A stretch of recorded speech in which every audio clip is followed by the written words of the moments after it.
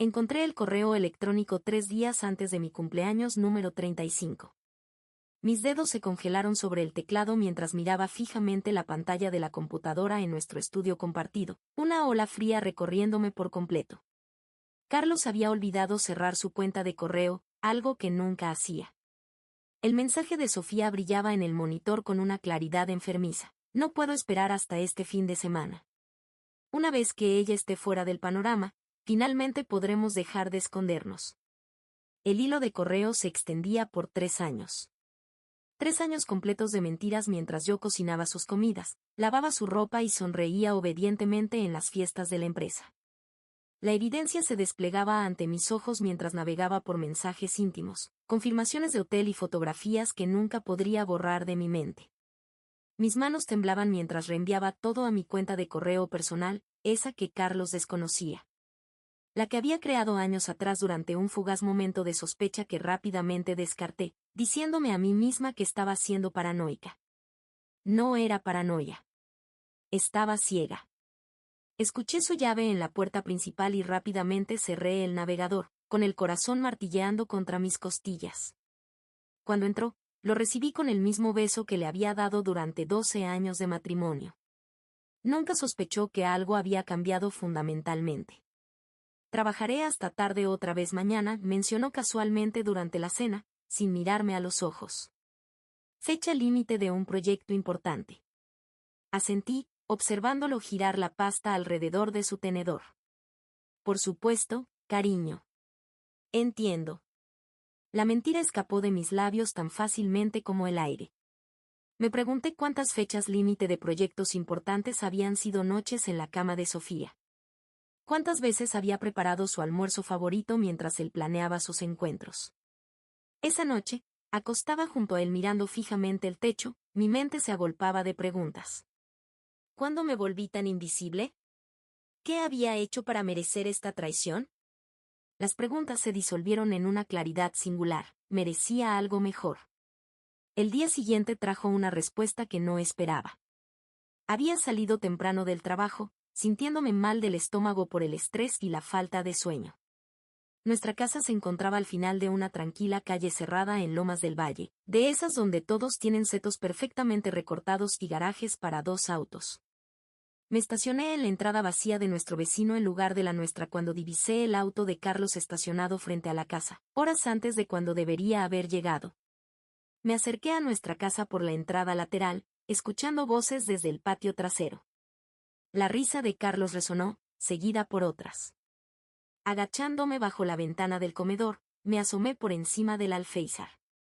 4 personas descansaban alrededor de nuestra mesa de patio, bebiendo el costoso whisky que le había regalado a Carlos para Navidad. Carlos, Sofía y sus 2 amigos más antiguos, Alberto y Miguel. Regina, la esposa de Miguel, no estaba presente. Probablemente en casa, tan ignorante como yo había sido hasta ayer. Entonces está decidido, decía Alberto, con voz ligeramente arrastrada. La sorpresa de cumpleaños.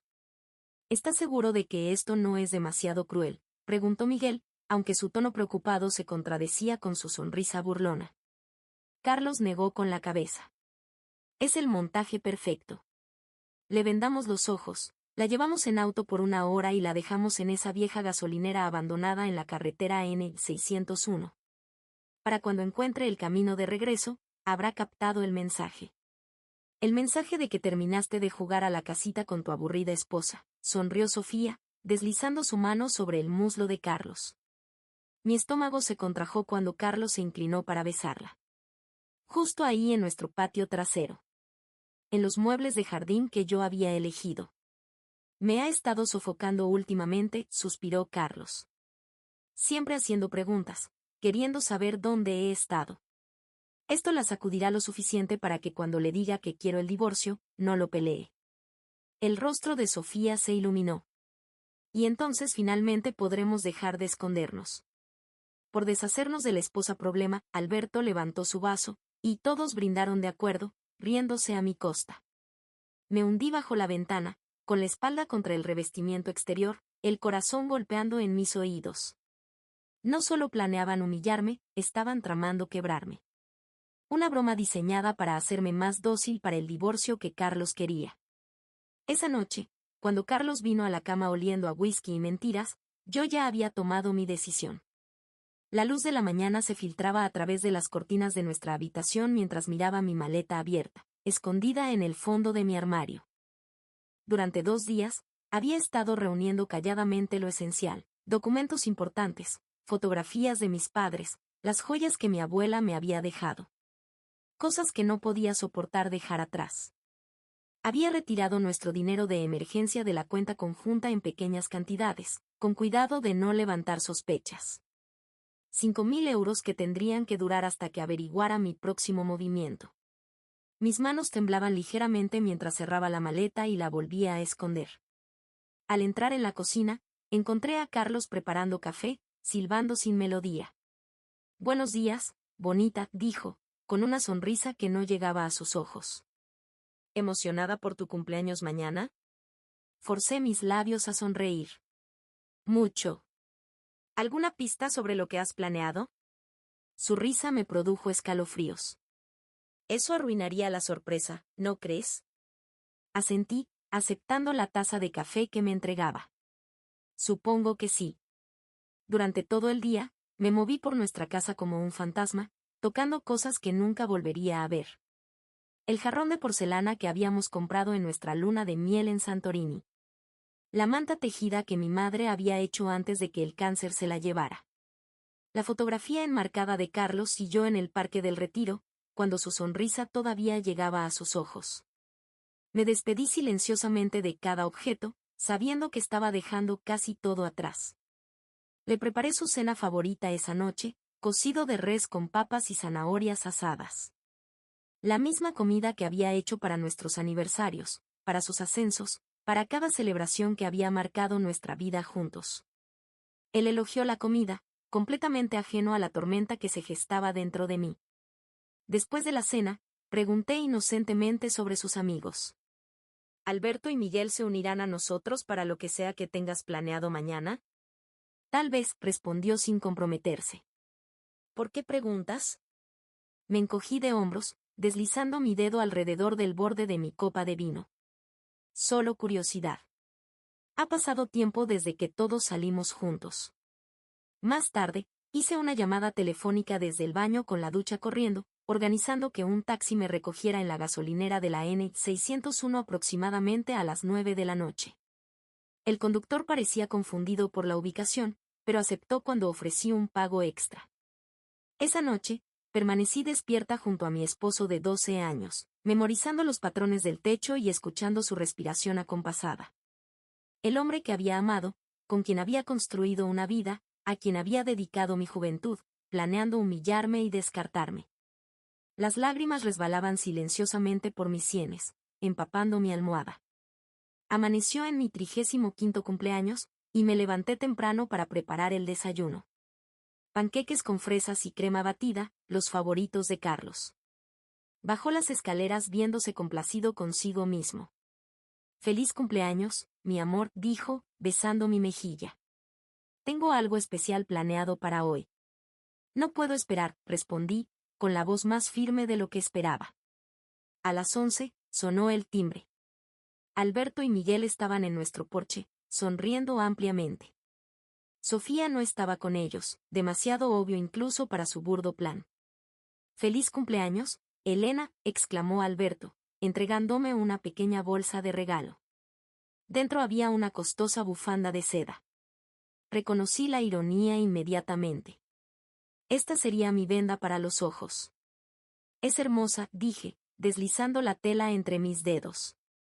«¿Por qué no te la pones?», sugirió Miguel, con ojos brillantes de anticipación. «Carlos quiere que la uses para la sorpresa». Sonreí y le entregué la bufanda a Carlos, dándole la espalda. «¿Me harías los honores, cariño?». Mientras la suave tela cubría mis ojos y el mundo se oscurecía, sentí las manos de Carlos en la parte posterior de mi cabeza, atando el nudo con seguridad. Sus dedos se demoraron un momento en mis hombros. «Lista para la mejor sorpresa de cumpleaños de tu vida», susurró en mi oído. Asentí, permitiéndoles guiarme hacia lo que ellos pensaban que sería mi humillación, pero lo que yo sabía que sería mi escape. Absolutamente lista, respondí con la primera sonrisa genuina que había usado en días. Ya casi llegamos, anunció Carlos mientras el auto disminuía la velocidad hasta detenerse.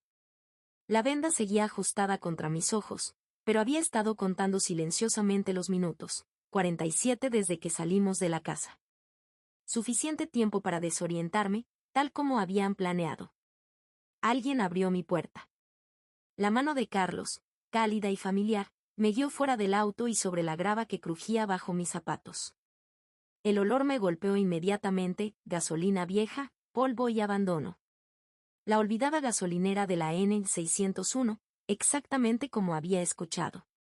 ¿Lista para tu sorpresa?, preguntó Alberto, con la voz espesa de risa apenas contenida.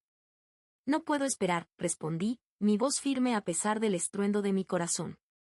Manos ásperas, de Miguel, creo, me hicieron girar 3 veces. Fingí tropezar, siguiendo su cruel juego. Luego, con florido teatralismo, Carlos me quitó la venda. La gasolinera abandonada lucía aún más desolada de lo que había imaginado. Ventanas rotas se abrían como dientes faltantes en el edificio desgastado. Letreros descoloridos anunciaban marcas de cigarrillos que no habían existido por años. Estábamos al menos a 8 kilómetros del negocio más cercano en esta solitaria sección de la N601. Sorpresa, gritaron los 3 hombres, doblándose de risa. Me obligué a mostrar confusión. No entiendo. ¿Qué está pasando? Es una prueba, dijo Carlos, sus ojos fríos a pesar de su sonrisa. Para ver si eres tan ingeniosa como siempre afirmas ser. Alberto sostuvo en alto mi teléfono celular, que habían tomado de mi bolso antes de salir de casa. Sin trampas. No pueden hablar en serio, dije, permitiendo que mi voz temblara. Simplemente van a dejarme aquí. No te preocupes, intervino Miguel. Alguien pasa eventualmente. Los 3 retrocedieron hacia el auto, todavía riendo. Conté con lo que vendría a continuación, su absoluta confianza en mi impotencia. Carlos, por favor, lo llamé, la imagen perfecta de la desesperación. No hagas esto. Es mi cumpleaños. Su vacilación fue breve pero notable. Un destello de algo casi como culpa, antes de que Alberto le diera una palmada en el hombro. El momento pasó.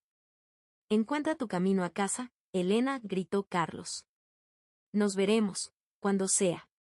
Las puertas del auto se cerraron de golpe. El motor rugió cobrando vida.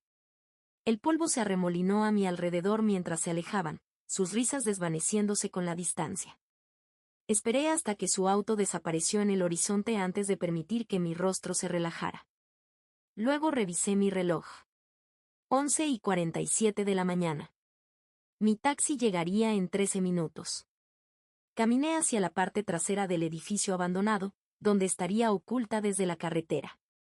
Allí, me quité la bota derecha y extraje el rollo de dinero de emergencia que había escondido, 800 euros que ayudarían a financiar mi escape. Me cambié rápidamente del atuendo de cumpleaños a jeans, una camiseta sencilla y una gorra de béisbol que había escondido en mi bolso grande esa mañana. A las 12 en punto, un sedán azul entró en la gasolinera. El conductor miró nerviosamente antes de localizarme mientras emergía de detrás del edificio.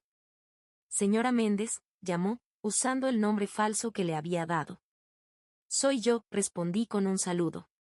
Gracias por venir hasta aquí. No hay problema, dijo, aunque su ceño fruncido sugería lo contrario. ¿A dónde ahora? Casa de Empeños Oviedo, en el centro.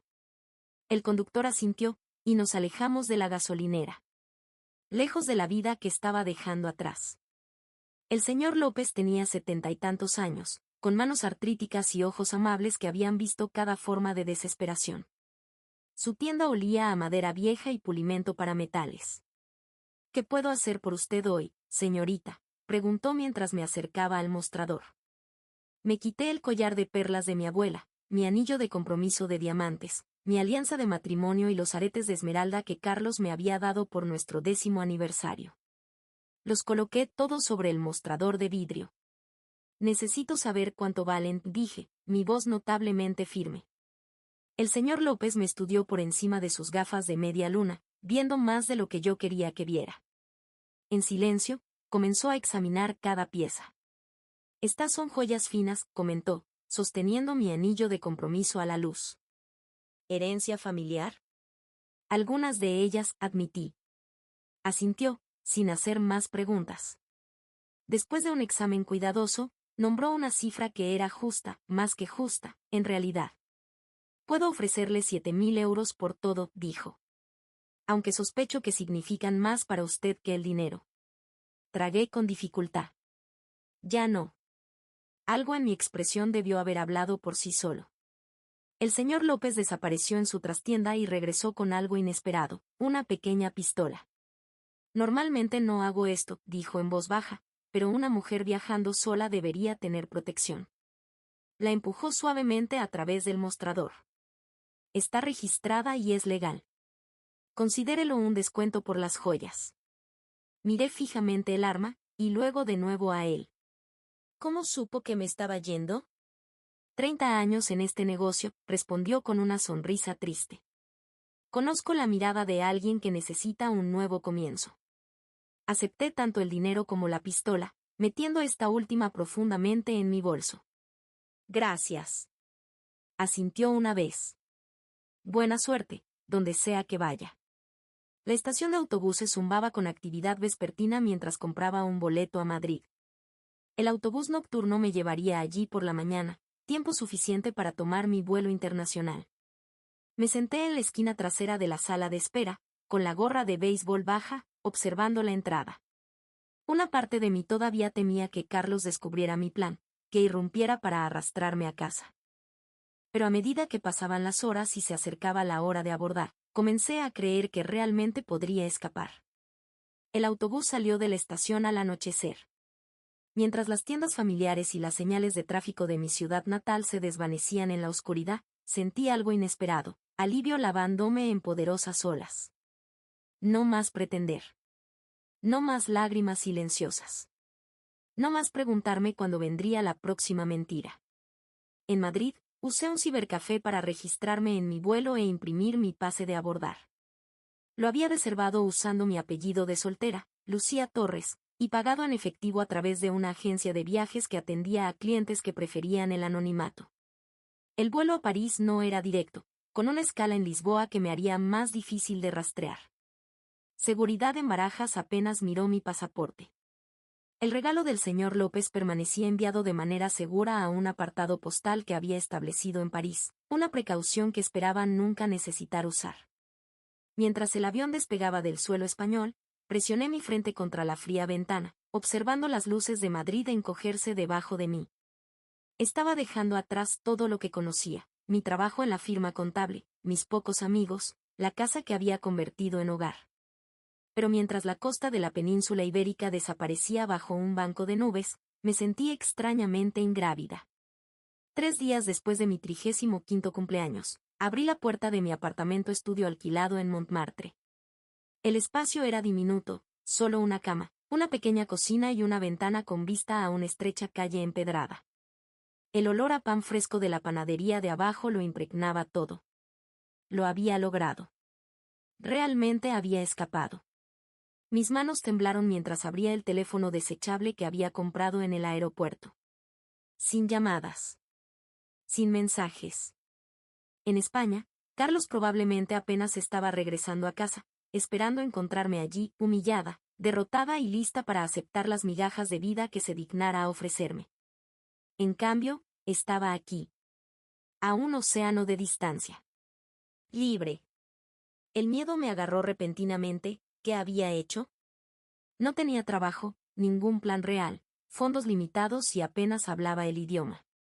Estaba completamente sola en un país extranjero. Pero entonces, no había estado sola por años ya. Casada pero aislada. Presente pero invisible. Caminé hacia la ventana y la abrí, dejando que el fresco aire nocturno parisino lavara mi rostro. La basílica del Sacré-Cœur brillaba blanca contra el cielo oscurecido, un faro en la colina. En algún lugar en la distancia, alguien reía. Un gato cruzó velozmente la estrecha calle. La ciudad zumbaba con vida desconocida para mí. Por primera vez en más tiempo del que podía recordar, el futuro no estaba predeterminado. No estaba mapeado por las expectativas o mentiras de otra persona. Estaba sin escribir, aterrador y estimulante a la vez. Saqué el medallón de plata de mi abuela de mi bolsillo, lo único que no pude soportar dejar en la casa de empeños. Dentro había una foto descolorida de ella a mi edad, sus ojos brillantes con la misma determinación que ahora sentía corriendo a través de mí. Comenzamos de nuevo, le susurré, a ella, a mí misma. Esta noche, comenzamos de nuevo. Llevaba 2 semanas en París, y mis recursos disminuían más rápido de lo anticipado. La noción romántica de escapar a Francia se había encontrado con la dura realidad de ser una extranjera con habilidades lingüísticas limitadas y sin historial laboral. Esa mañana, entré en la tercera agencia de empleo que había visitado esa semana. Mi currículum era escaso, deliberadamente. No podía arriesgarme a que Carlos me rastreara si alguna vez decidía buscarme. Lucía Torres, llamó la recepcionista, destrozando mi apellido de soltera con acento francés. La entrevistadora, Madame Rousseau, era una mujer severa con una postura impecable y cabello con mechas plateadas recogido en un moño apretado. Miró mi papeleo con labios fruncidos. Tu francés es, mínimo, notó en inglés fuertemente acentuado. Estoy aprendiendo, respondí. Rápidamente. Levantó una ceja perfectamente formada. ¿Y tu experiencia? Trabajo administrativo, respondí vagamente.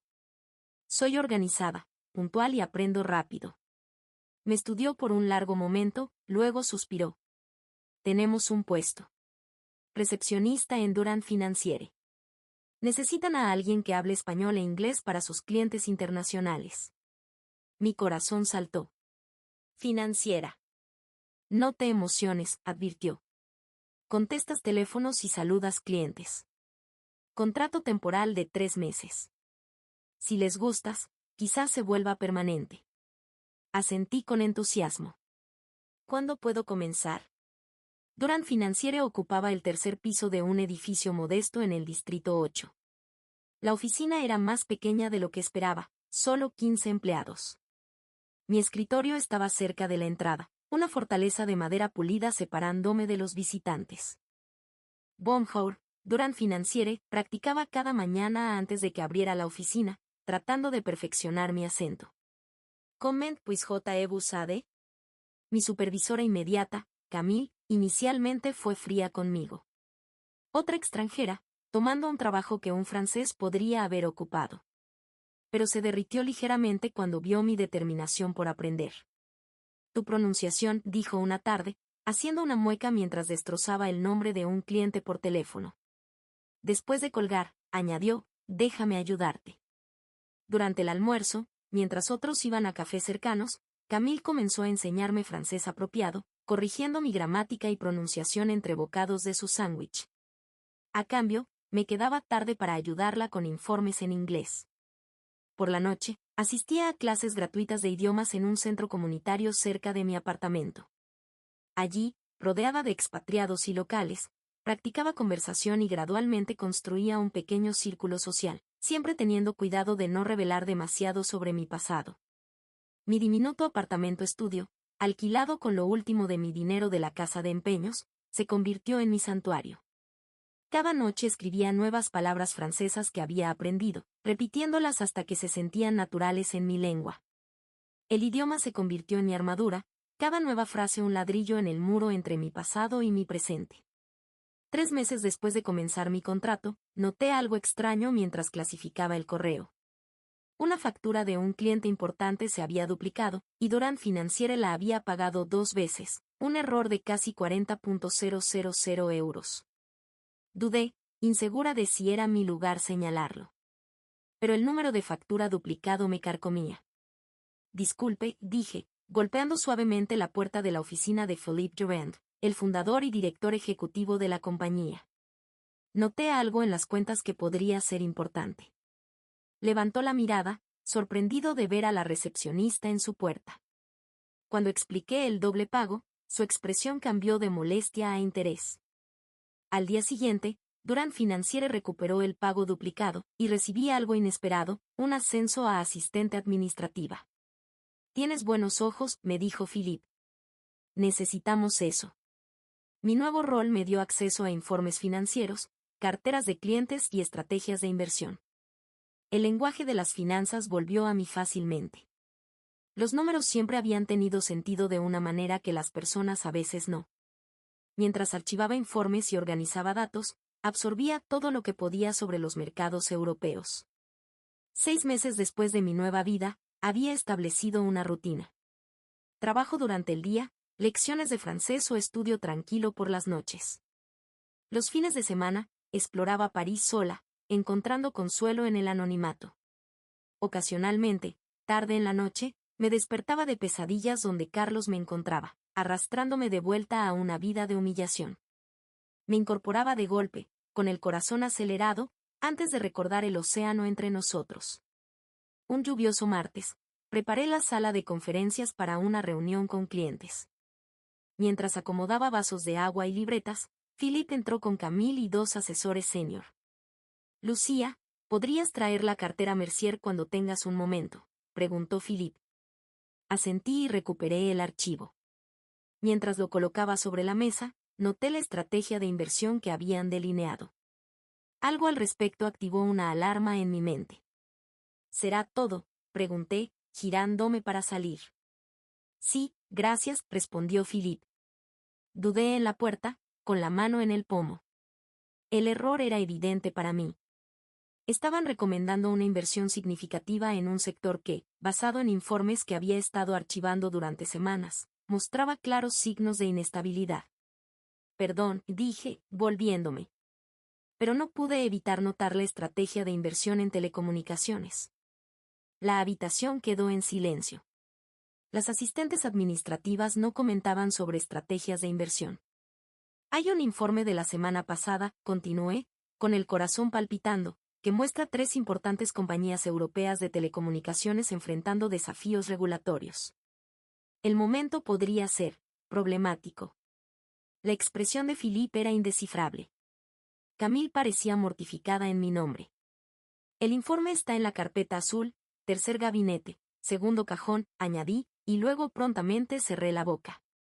Después de un silencio insoportable, Philip abrió su maletín y produjo el mismo informe que había mencionado. Lo estudió, luego me miró con ojos entrecerrados. ¿Lees todos los informes que pasan por tu escritorio? Sí, señor, admití. Los encuentro educativos. Una reunión con clientes no era el lugar para esta conversación, así que fui despedida con un asentimiento. Pasé el resto del día segura de que sería despedida por extralimitarme. En cambio, Philip me llamó a su oficina después de horas. ¿Cuánto sabes sobre mercados financieros?, preguntó sin preámbulos. Más de lo que debería saber una recepcionista, admití. Menos de lo que me gustaría. Me estudió con nuevo interés.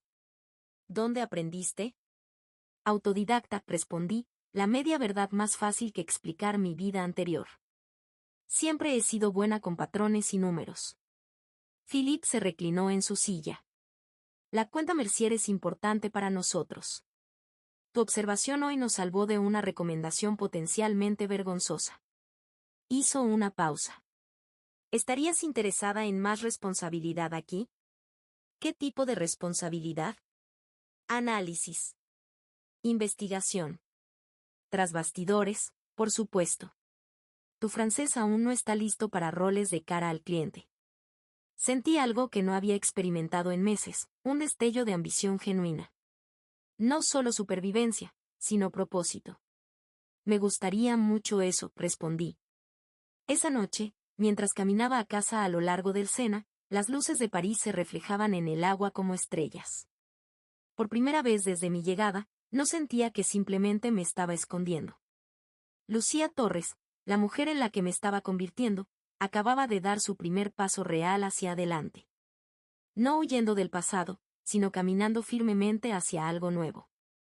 Me detuve en el Pont des Arts, observando los barcos deslizarse por debajo. En algún lugar al otro lado del océano, Carlos probablemente creía que estaba destrozada, derrotada, quizás incluso muerta. No podía imaginar lo que estaba construyendo aquí, ladrillo a ladrillo. Una vida completamente fuera de su alcance.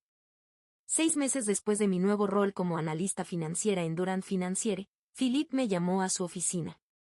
Un hombre que no reconocía estaba sentado frente a su escritorio, alto, con cabello entrecano, vistiendo un traje azul marino perfectamente a medida que hablaba de riqueza sin gritarlo. Lucía, este es el señor Adrián Montero, dijo Philippe, usando el nombre al que ahora respondía sin vacilación. Es el director ejecutivo de Meridiano Atlántico Shipping. Señor Montero, esta es Lucía Torres, la analista que mencioné. Adrián Montero se puso de pie para estrechar mi mano. Su apretón fue firme, sus ojos azules evaluándome con curiosidad abierta. El señor Durán me dice que tienes un talento inusual para detectar tendencias de mercado, dijo, su acento español inmediatamente reconocible. Algo sobre ver patrones que otros pasan por alto. Sonreí educadamente. Solo presto atención a los detalles. Lucía organizará la revisión de su cartera, explicó Philippe. Meridiano Atlántico está expandiendo sus operaciones europeas, y necesita nuestra experiencia en oportunidades de inversión locales. Asentí, aceptando la asignación con desapego profesional. Era la cuenta más grande a la que me habían dado acceso, una señal de la creciente confianza de Philippe.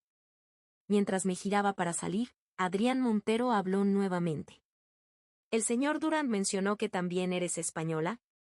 Me tensé ligeramente. Originalmente, sí. Pero París es mi hogar ahora. Algo en mi tono debió haber desalentado más preguntas. Simplemente asintió y volvió a su conversación con Philippe. La cartera de Meridiano Atlántico era masiva, una extensa red de operaciones navieras, inversiones inmobiliarias y participaciones accionarias. Pasé semanas organizando los datos, creando análisis exhaustivos de sus posiciones actuales y vulnerabilidades potenciales. Adrián Montero regresaba frecuentemente a nuestras oficinas durante este periodo. A veces trabajaba directamente conmigo, haciendo preguntas puntuales sobre los mercados europeos que revelaban una aguda mente empresarial bajo su exterior reservado. Has marcado nuestras inversiones portuarias mediterráneas como de alto riesgo, notó durante una sesión, tocando el informe que había preparado. La mayoría de los analistas consideran esa región estable. La mayoría de los analistas no están observando los disturbios laborales en puertos clave, respondí. 3 huelgas importantes en 8 meses, con otra probable antes de fin de año. Combinado con las crecientes regulaciones de combustible que entran en vigor el próximo trimestre, sus costos operativos allí saltarán al menos un 17%. Me estudió con renovado interés. ¿Y tu recomendación? Fortalecer sus participaciones en el norte de Europa en su lugar. Menos potencial de beneficio inmediato, pero significativamente más estable para los próximos 3 años. Particularmente las rutas noruegas. 2 semanas después, los puertos mediterráneos estallaron en la mayor huelga naviera en 15 años. Meridiano Atlántico, habiendo cambiado recursos basándose en parte en mi análisis, capeó la crisis mientras los competidores se tambaleaban. Al día siguiente, Adrián Montero llegó a nuestra oficina con una solicitud inusual. Me gustaría pedir prestada a la señorita Torres para un proyecto especial, le dijo a Philippe. Un acuerdo de consultoría entre nuestras empresas, con ella como enlace principal. Philippe parecía conflictuado, complacido por la conexión prestigiosa pero reacio a perder mis servicios. Sería un contrato sustancial, añadió Adrián, nombrando una cifra que hizo que las cejas de Philippe se elevaran. Y así comenzó mi trabajo con Meridiano Atlántico, primero un día a la semana, luego 2, eventualmente convirtiéndose en mi enfoque principal. El apartamento de Adrián en París servía como nuestro espacio de trabajo, una impresionante piedad terre con vistas a la Torre Eiffel. Trabajábamos largas horas lado a lado, estudiando datos de mercado, reestructurando inversiones y planificando adquisiciones estratégicas. La industria naviera enfrenta una coyuntura crítica, explicó Adrián una noche mientras estudiábamos proyecciones. Regulaciones ambientales, automatización, acuerdos comerciales cambiantes. La mayoría de mis competidores están reaccionando en lugar de prepararse. Respetaba su previsión. A diferencia de la mayoría de los ejecutivos que había encontrado, no perseguía ganancias trimestrales a expensas de la estabilidad a largo plazo. Nuestra relación profesional desarrolló un ritmo cómodo. Yo proporcionaba análisis, él tomaba decisiones. Raramente hablábamos de asuntos personales, un arreglo que nos convenía a ambos. hasta la crisis del mercado de 2023. Comenzó con el colapso de un importante banco asiático, desencadenando un efecto dominó a través de los mercados globales. Las empresas entraron en pánico, vendiendo activos con pérdidas devastadoras. Todos se están liquidando, dijo Adrián durante una llamada de emergencia, su voz tensa por el estrés. La Junta quiere seguir el ejemplo. No lo hagan, respondí inmediatamente.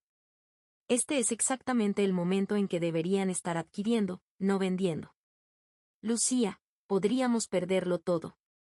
O emerger el doble de fuertes. Presenté un análisis de contingencia que había preparado meses antes. Estas compañías navieras estarán disponibles a una fracción de su valor. Sus rutas complementan perfectamente las suyas. El silencio se extendió entre nosotros. Me había extralimitado, un analista diciéndole a un director ejecutivo cómo dirigir su empresa multimillonaria durante una crisis global. Si te equivocas, finalmente dijo, ambos perdemos nuestras carreras. No me equivoco. 3 días después, mientras los competidores vendían frenéticamente activos, Meridiano Atlántico comenzó una cuidadosa estrategia de adquisición. En 6 meses, habían duplicado el tamaño de su flota a un costo mínimo. Cuando los mercados eventualmente se estabilizaron, el valor de la compañía se había triplicado. Las revistas financieras lo llamaron genio estratégico. Solo Adrián y yo conocíamos la verdad, que una mujer que una vez había sido abandonada en una gasolinera había orquestado una de las expansiones corporativas más exitosas de la historia reciente. Nuestra relación cambió sutilmente después de la crisis. Adrián comenzó a pedir mi opinión sobre asuntos más allá del análisis financiero. Ocasionalmente cenábamos juntos después de sesiones de trabajo tardías, las conversaciones extendiéndose más allá de los negocios hacia libros, viajes y vistazos cautelosos de nuestros pasados. Revelé poco sobre España, solo que me había ido después de un divorcio difícil. Él compartió más libremente, un matrimonio que terminó cuando su esposa decidió que la vida corporativa era demasiado exigente, una hija en la universidad que raramente llamaba. Una noche, después de una adquisición particularmente exitosa, abrió una costosa botella de champán en su apartamento. Por asociaciones improbables, brindó. Por nuevos comienzos, respondí. Nuestras copas tintinearon, y algo cambió en el aire entre nosotros. Sus ojos sostuvieron los míos un momento demasiado largo. Lucía, dijo tranquilamente, valoro más que solo tus conocimientos financieros. Dejé mi copa cuidadosamente. Adrián, trabajo para ti. Técnicamente, trabajas para Durán Financiere. La distinción no elimina la complicación. Respetó mi vacilación. El tema no se planteó nuevamente durante meses, aunque algo indudablemente había cambiado. Nuestras cenas de trabajo se volvieron menos frecuentes, nuestras interacciones más estrictamente profesionales. Hasta la conferencia de Tokio. Meridiano Atlántico organizó a ejecutivos navieros globales para una semana de reuniones. Como asesora clave de Adrián, lo acompañé, preparando presentaciones y analizando estrategias de competidores. En la última noche, viéndolo comandar una sala de líderes de la industria con autoridad tranquila, reconocí lo que había estado negando. Mis sentimientos habían evolucionado más allá de la admiración profesional. Más tarde esa noche, sola en el jardín de la azotea del hotel, lo encontré mirando el interminable paisaje urbano de Tokio. Deberías estar celebrando, dije, uniéndome a él en la barandilla. El acuerdo del consorcio es un triunfo. Algunas victorias se sienten vacías sin alguien con quien compartirlas, respondió. El momento se extendió entre nosotros, lleno de posibilidades no expresadas. He pasado 3 años reconstruyéndome, dije finalmente. Aprendiendo a confiar en mi juicio nuevamente. ¿Y qué te dice tu juicio ahora? Sostuve su mirada firmemente. Que el miedo es una base pobre para las decisiones. Su mano encontró la mía en la barandilla, cálida y firme. Nunca querría hacer otra cosa que temieras, Lucía. 6 meses después, estábamos de pie en una modesta corte parisina. Sin ceremonia elaborada, sin recepción extravagante. Solo nosotros, Philippe y su esposa como testigos, y las simples palabras que unieron nuestros futuros. Mi anillo de bodas no se parecía en nada al diamante que Carlos me había dado años atrás. Adrián había elegido una banda de oro trenzado, imperfecta, única, resistente. La prensa financiera europea anotó el matrimonio con leve interés, un magnate naviero casándose con su asesora financiera. Los medios españoles, enfocados en escándalos domésticos y agitación política, no prestaron atención a un matrimonio al otro lado de los Pirineos. Esa noche, en el balcón de lo que ahora era nuestro apartamento parisino, Adrián me rodeó con sus brazos desde atrás. ¿Algún arrepentimiento, señora Montero?, preguntó suavemente. Me recliné contra él, observando las luces de la ciudad brillar. Ninguno. ¿Y tú? Solo que no te encontré antes. Sonreí, pensando cuán diferentemente nuestros caminos podrían haberse cruzado en otra vida.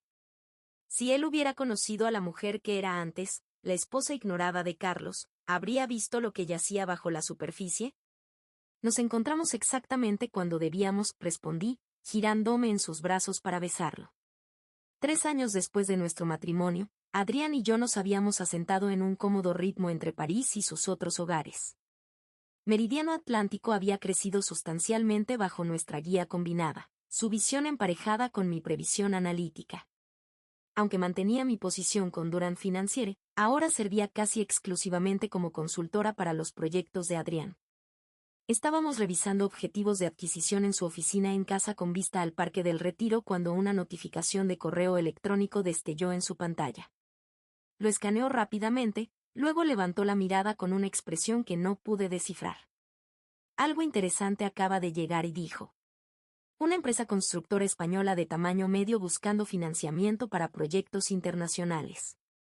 Hizo una pausa. Constructora Morales. Mi corazón se detuvo. Morales. El negocio familiar de Carlos. La empresa que su padre había construido y le había pasado, la que él había estado llevando a la ruina incluso antes de que me fuera. ¿Estás bien?, preguntó Adrián, notando mi repentina quietud. Te has puesto pálida. Asentí mecánicamente, tratando de recomponerme. Constructora Morales, repetí. ¿Dónde están basados? Centro de España. Comenzaron como residencial pero se expandieron a comercial hace unos 5 años. Han enfrentado algunos problemas financieros pero afirman tener prometedores contratos en el extranjero si pueden asegurar financiamiento. Me estudió cuidadosamente. Lucía, ¿qué sucede? Teníamos una política de honestidad entre nosotros, una base construida después de que ambos experimentamos matrimonios construidos sobre mentiras. Aún así, nunca le había contado la verdad completa sobre mi pasado. Morales era mi apellido de casada, dije finalmente. Carlos Morales era mi ex esposo. Las cejas de Adrián se elevaron ligeramente, la única indicación de su sorpresa. ¿El esposo que dejaste después del incidente que mencionaste? Le había dado solo el más mínimo esquema, una broma cruel, una gasolinera abandonada, mi decisión de dejar España atrás. Sí. Tomé un respiro profundo. No lo he visto ni hablado con él desde ese día. Adrián me observó en silencio, esperando que continuara. ¿Qué dice exactamente el correo?, pregunté. Giró su pantalla para que pudiera leerlo. El mensaje era de un intermediario buscando socios de inversión para la expansión de Constructora Morales. Según el informe, la empresa se había extendido demasiado en varios proyectos y necesitaba capital significativo para evitar la bancarrota. Es extraño, reflexionó Adrián. El intermediario afirma que tienen contratos en Europa, pero nada específico. Usualmente, estas solicitudes incluyen detalles más concretos. Porque probablemente no hay contratos reales, respondí, con una familiaridad amarga elevándose en mi garganta. Carlos siempre tuvo grandes planes pero raramente el seguimiento. Adrián se reclinó en su silla. Declinaré la reunión. Hay mejores oportunidades de inversión. Parte de mí quería exactamente eso, dejar que la empresa de Carlos se hundiera sin que él supiera cuán cerca había estado de cruzarse en mi camino nuevamente. Pero otra parte, la parte que había estado reconstruyéndose durante 3 años, quería algo más. No, dije, sorprendiéndome a mí misma. Toma la reunión. Lucía. Quiero estar allí, continué. No por venganza, sino, pausé, buscando las palabras correctas. Por cierre, tal vez. Para verlo una vez, en mis términos. Adrián me estudió con preocupación. ¿Estás segura? Asentí lentamente. He pasado 3 años construyendo esta vida. Ya no le tengo miedo. El día de la reunión, estaba de pie en nuestro apartamento madrileño, mirando mi reflejo. Había elegido mi atuendo cuidadosamente, un traje sastre color gris carbón que proyectaba autoridad tranquila. Aretes de perla que habían sido un regalo de Adrián en nuestro primer aniversario. Cabello estilizado en un recogido sofisticado que nunca habría intentado en mi vida anterior. ¿Dudas?, preguntó Adrián, ajustando su corbata en el espejo junto a mí. No. Encontré su mirada en el reflejo. Solo, preparándome. Colocó sus manos suavemente sobre mis hombros.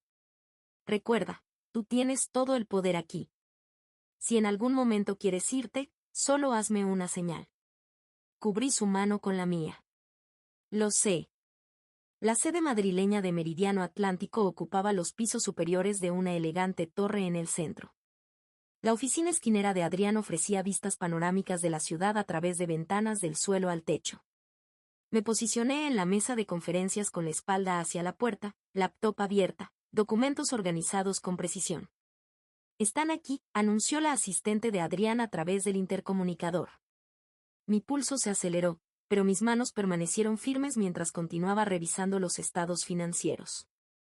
Escuché el saludo profesional de Adrián, luego una voz dolorosamente familiar que envió un escalofrío por mi columna. Gracias por recibirnos, señor Montero. Soy Carlos Morales, y este es mi asesor financiero, Miguel López.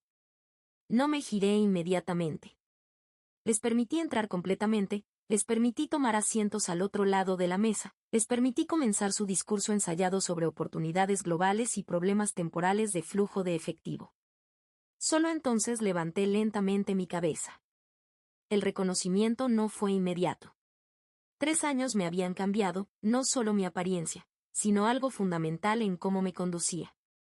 Observé cómo la mirada de Carlos pasó sobre mí, luego volvió de golpe, la confusión dando paso a la incredulidad. ¿Elena? El color se drenó de su rostro. Lucía Montero, corregí calmadamente.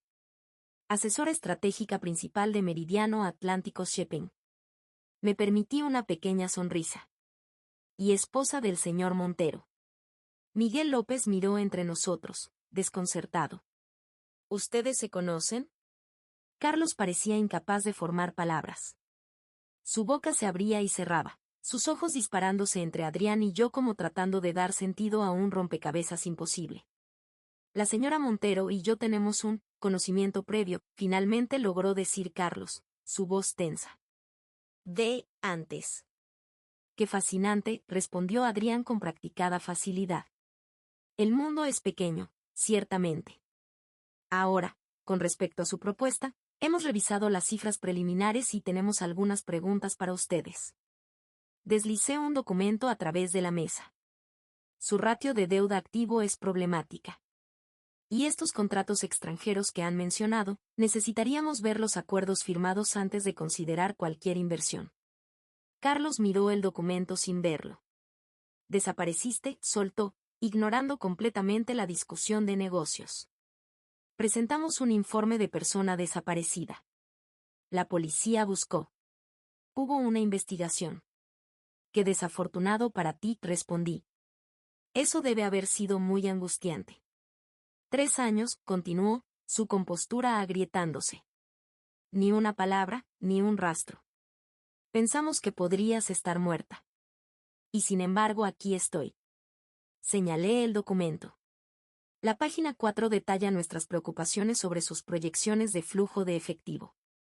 Miguel López intentó salvar la reunión, señalando áreas potenciales de crecimiento y explicando las debilidades financieras de la empresa. Pero Carlos había dejado de participar, su atención fijada enteramente en mí. Cuando la discusión formal concluyó, Adrián sugirió que Miguel hablara con su equipo financiero sobre documentación adicional, dejándonos a los 3 solos. El silencio se extendió incómodamente hasta que Carlos encontró su voz nuevamente. ¿Por qué?, preguntó simplemente. Consideré evadir, consideré el silencio, consideré todas las respuestas cortantes que había imaginado a lo largo de los años. Pero dije la verdad. Porque me dejaste con los ojos vendados en una gasolinera abandonada como una broma de cumpleaños. Porque escuché a ti y a Sofía planeando deshacerse de mí. Porque merecía algo mejor que ser la broma en tu historia. Su rostro se contorsionó. Solo fue. No, interrumpí. No minimices lo que hiciste. No hagas excusas. Han pasado 3 años, y no vine aquí por disculpas o explicaciones. Entonces, ¿por qué? Su voz sonaba hueca. Miré a Adrián, quien había permanecido como una presencia silenciosa y de apoyo. No por venganza. No para regodearme del fracaso de tu empresa o mi éxito. Me incliné ligeramente hacia adelante. Vine para mostrarme a mí misma que ya no tienes poder sobre mí. Que podría verte nuevamente y sentir nada. La verdad de ello me invadió mientras hablaba. El miedo, la ira, el dolor, en algún punto del camino, esas emociones se habían transformado en algo más. No exactamente perdón, sino liberación. Carlos parecía completamente perdido. ¿Así que eso es todo? 3 años de matrimonio, y ahora simplemente eres la esposa de otro. Soy mi propia persona primero, lo corregí. Que resulta haber encontrado un compañero que me valora. Cerré mi laptop. En cuanto a su solicitud de financiamiento, la rechazaremos. Los fundamentos de su empresa no cumplen con nuestros criterios de inversión. Me puse de pie, extendiendo mi mano profesionalmente. Adiós, Carlos. Miró fijamente mi mano extendida, luego levantó la vista hacia mi rostro. En sus ojos, vi el tardío reconocimiento de lo que había desechado. Mientras Adrián y yo lo acompañábamos al ascensor, sentí un peso levantándose, la atadura final a mi antigua vida cortada completamente. No con confrontación dramática o venganza elaborada, sino con el poder tranquilo de una mujer que se había reconstruido de las cenizas.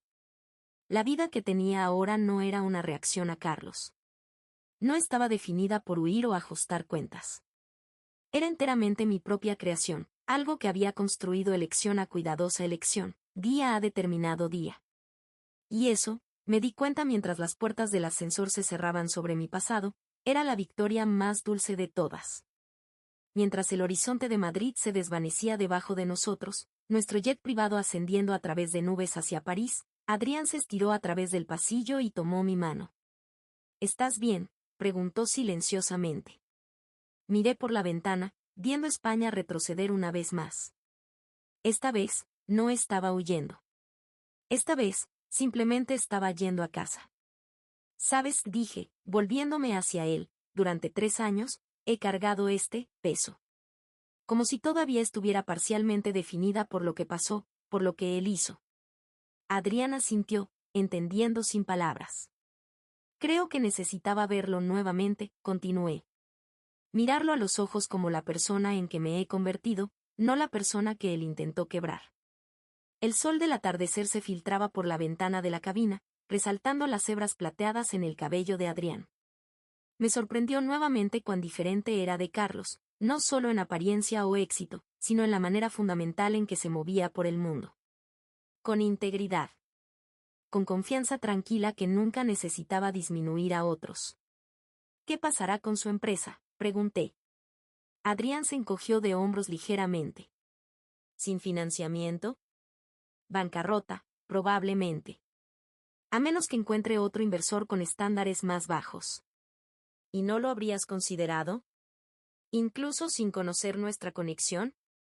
Ni en sueños. Sonrió. Los números eran terribles. Te enseñé mejor que eso.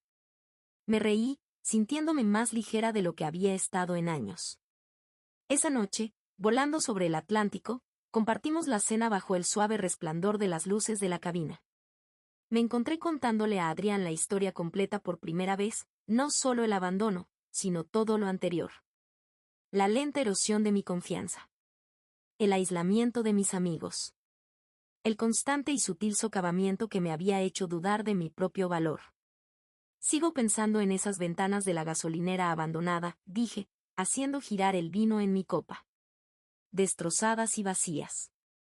Me sentí así durante tanto tiempo, como si algo vital hubiera sido roto y vaciado de mí. Adrián escuchó sin interrumpir, sus ojos nunca dejando los míos. Por eso no pude contarte todo al principio, admití. Me avergonzaba haber sido esa persona, alguien que podía ser tratada de esa manera. No tienes nada de qué avergonzarte, dijo firmemente. Sobrevivir a eso, convertirte en quien eres a pesar de ello, eso es extraordinario, Lucía. Sonreí ante el nombre, mi nombre elegido, mi nueva identidad. No estoy segura de querer seguir siendo Lucía, dije pensativamente. Levantó una ceja. No. La necesitaba convertirme en ella, para escapar. Para reconstruir. Pero ahora. Pausé, considerando. Creo que estoy lista para ser yo misma nuevamente. No Elena Morales, ella ya no existe. Pero tal vez solo. Elena. Adrián se estiró a través de la mesa, tomando mi mano. Elena Montero. Me gusta cómo suena. A mí también, susurré. Más tarde, mientras cruzábamos al espacio aéreo europeo, dormité contra el hombro de Adrián, soñando no con el pasado sino con el futuro. En mi sueño, estaba de pie en el balcón de nuestro apartamento parisino, viendo el sol alzarse sobre la ciudad que ahora llamaba hogar. Detrás de mí, Adrián se movía por la cocina, preparando café. El ritmo ordinario de una mañana compartida con alguien que me veía, realmente me veía. Desperté mientras comenzábamos nuestro descenso hacia Charles de Gaulle, el resplandor preamanecer apenas tocando el horizonte. Bienvenida a casa, murmuró Adrián mientras las luces de la ciudad aparecían a la vista. Hogar. No un lugar definido por las expectativas o limitaciones de otra persona. No un refugio del dolor. Solo, hogar. El lugar que había elegido. La vida que había construido.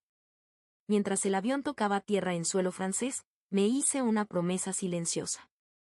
La gasolinera abandonada estaba detrás de mí ahora, sus ventanas rotas y estantes vacíos relegados a la historia.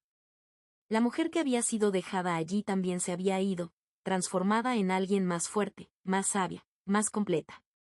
Algunas personas pasan toda su vida esperando ser rescatadas. Yo me había rescatado a mí misma. Y al hacerlo, había descubierto algo profundo, que a veces el mayor viaje no es la huida de lo que nos lastima, sino el camino que forjamos después, un cuidadoso paso a la vez. La mañana después de nuestro regreso, estaba de pie en nuestro balcón viendo París despertar. Los sonidos familiares se elevaban, las persianas de la panadería abriéndose, la tenue melodía de un músico callejero, el suave murmullo de conversaciones que ahora podía entender sin esfuerzo. Adrián se unió a mí, entregándome una humeante taza de café. ¿En qué estás pensando?, preguntó. Sonreí, respirando el rico aroma. Estaba pensando que algunos cumpleaños lo cambian todo. ¿Arrepentimientos? Me apoyé contra él, observando una bandada de pájaros girar a través del pálido cielo azul. Ni uno solo. A veces los momentos más crueles de nuestras vidas se convierten en inesperadas puertas hacia la liberación. Mi 35º cumpleaños había sido el fin de una historia y el comienzo de otra, una que estaba escribiendo yo misma, página a cuidadosa página. Y mientras el sol de la mañana calentaba mi rostro, me di cuenta de que el mayor regalo que mi ex esposo me había dado sin querer fue la oportunidad de descubrir quién podía llegar a ser cuando finalmente estaba completamente libre. Les cuento esta historia porque tal vez alguien que la escuche necesite saber esto. A veces lo que parece el final de todo es solo el comienzo de algo extraordinario. Ese día en la gasolinera abandonada, cuando me quitaron la venda de los ojos, no estaba viendo el final de mi dignidad sino el inicio de mi liberación. Me habían dejado allí para quebrarme, pero encontré la fuerza para reconstruirme. Ahora, mirando hacia atrás desde la comodidad de esta nueva vida, puedo ver con claridad que cada decisión que tomé después de ese momento, cada paso cauteloso, cada riesgo calculado, cada momento de enfrentar el miedo a lo desconocido, me llevó exactamente a donde necesitaba estar. No al lugar que alguien más decidió para mí, sino al lugar que yo elegí para mí misma. Y esa es quizás la lección más valiosa que aprendí en mi viaje desde aquella gasolinera hasta este balcón parisino. La libertad no siempre llega en el momento o la forma que esperamos. A veces viene disfrazada de abandono. A veces viene como una cruel revelación. Y a veces, solo a veces, viene como una bufanda de seda cara atada sobre nuestros ojos, destinada a cegarnos pero que, cuando finalmente cae, nos permite ver todo con perfecta claridad por primera vez. Mi nombre es Elena Montero, y esta es la historia de cómo renací el día que cumplí 35 años.